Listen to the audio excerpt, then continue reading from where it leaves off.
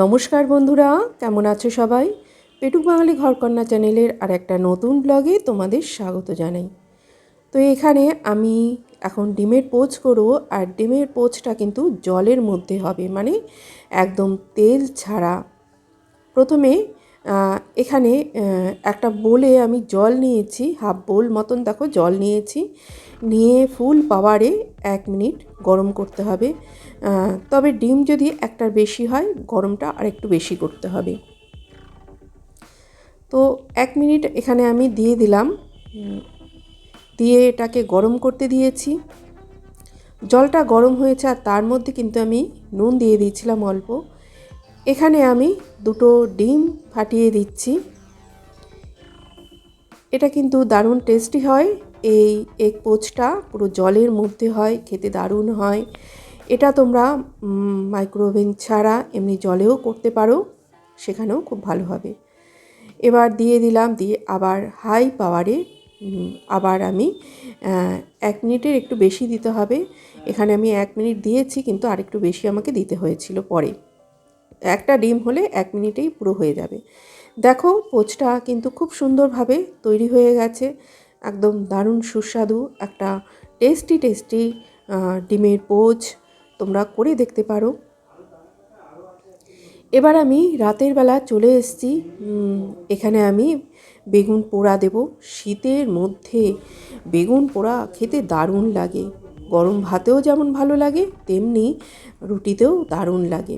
তো বেগুন পোড়াটা আমি একটু আজকে অন্যরকমভাবে দেব। আর দেখো আমি কি পদ্ধতিতে করি। এখানে আমি বেগুনটা মাঝখানে চিরে আমি দেখে নিচ্ছি বেগুনটা মধ্যে যাতে পোকা ঠোকা যেন না থাকে।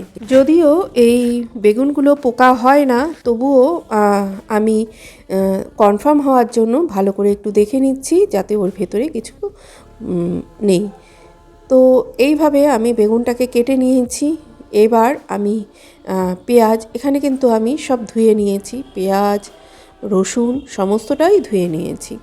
তো এইগুলো আমি আজকে সবই পোড়াবো, মানে ভর্তা করব। তো ওপরের যে রসুনের খোসাটা থাকে ওটাকে আমি ছাড়িয়ে ফেলে দিলাম। দিয়ে এবার এর মধ্যে আমি তেল মাখিয়ে নেব। তার আগে টমেটোটাকে একটু আমি এরকম করে কাট দিয়ে নিচ্ছি, তাহলে টমেটোর স্কিনটা ছাড়াতে খুব সুবিধা হবে। এইভাবে তোমরা একবার বেগুন পোড়া খেয়ে দেখো, এই টমেটো দিয়ে পেঁয়াজ দিয়ে, তো খুব ভালো লাগে। খুব সামান্য আমি এখানে সর্ষের তেল দিলাম, দিয়ে বেগুনের গায়ে ভালো করে মাখিয়ে নিচ্ছি। আর ওই হাতে যেটুকুনি তেল লেগেছিল ওটাই আমি রসুন আর পেঁয়াজের গায়েও লাগিয়ে দিলাম। আমি এই বেগুন পোড়া দেওয়ার জন্য একটা নতুন ধরনের জিনিস কিনেছি, দারুণ আমার কাছে। আমি যখন অ্যামাজনে দেখলাম বেশ ভালো লাগলো আমার, তো দামটা একটু বেশি নিয়েছে। তো আমি সেটা আজকে আমার এসছে, অর্ডার করেছিলাম, আজকে এসছে। তো সেটার মধ্যেই আমি আজকে বেগুন ভর্তা বা বেগুন পোড়া যেটাই বলো সেটা করব। তো চলো তোমাদের সঙ্গে সেটা শেয়ার করি।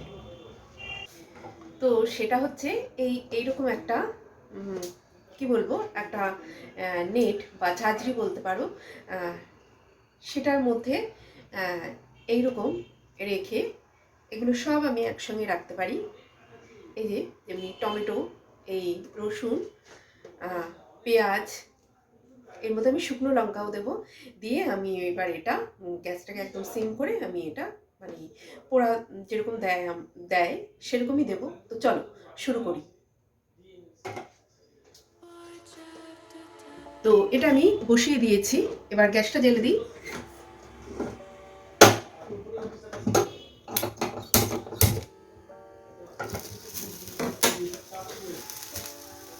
সিম করে দিই, একটা গ্যাসটা অনেকটা জোরে আছে।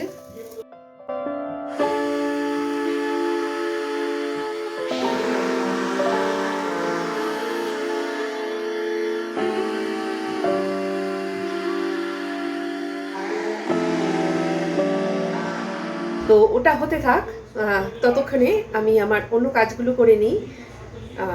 অল্প কিছু বাসন আছে, সেগুলো আমি মেজে নিই। তো সেসব আর তোমাদের সঙ্গে শেয়ার করছি না, কেননা রোজ রোজ কি বাসন মাজা শেয়ার করব। তো সেগুলো করে নিই।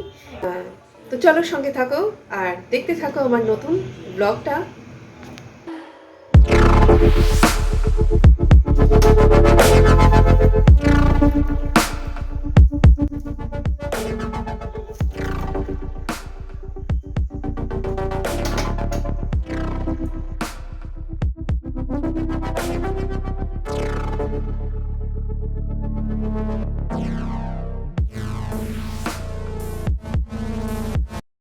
এখানে মোচা ছাড়াতে বসেছি। সেদিনকে বাজারে এসেছিল বিশাল একটা মোচা এনেছিল। মোচাটা অনেক দিন ধরে পড়ে আছে, তো সেই মোচাটাই ছাড়িয়ে রাখছি, কেননা রান্না করার সময় দিনের বেলা একসঙ্গে ওই মোচা ছাড়ানো রান্না করা অসম্ভব হয়ে ওঠে।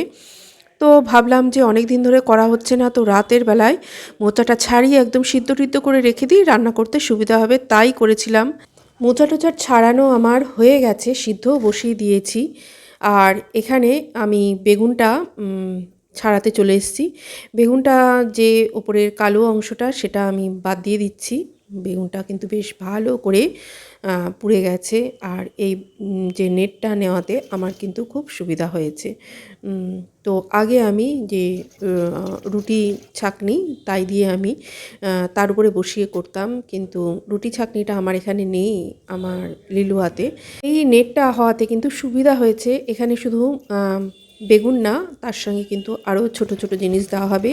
আমি বলেছিলাম শুকনো লঙ্কাও পোড়াবো, কিন্তু ভুলে গেছিলাম শুকনো লঙ্কাটা দিতে।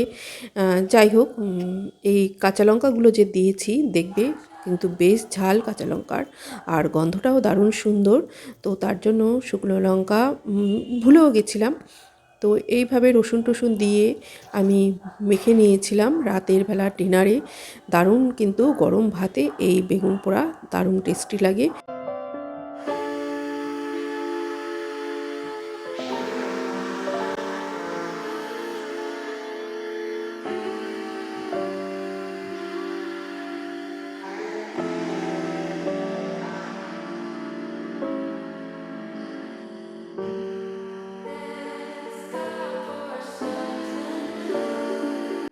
এই ধনেপাতাটার কথা কি বলবো, এত কচি, এত টাটকা ধনেপাতা, এর শিকড়ও আমি বাদ দিইনি।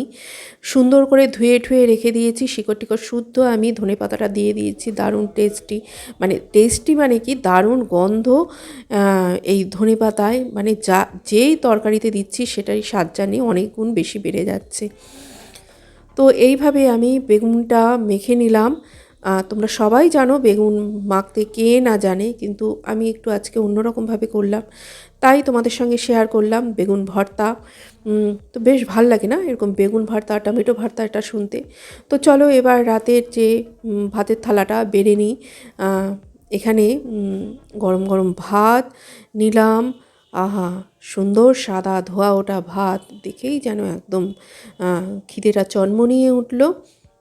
তো তার সঙ্গে নিয়ে নিচ্ছি আজকে বেগুন ভর্তা। এটা হচ্ছে শো স্টপার আজকের। আর তার সঙ্গে কী নিয়েছি চলো দেখাচ্ছি।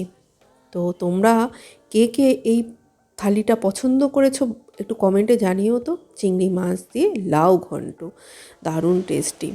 তো এই সব মানে মোচা ঘন্ট, লাউ ঘন্ট এই সব বানালে না আমার শাশুড়ির কথা মনে পড়ে, কেননা উনি ভীষণ ভালো খেতেন আর জিনিসগুলো ভীষণ ভালো বানাতেনও।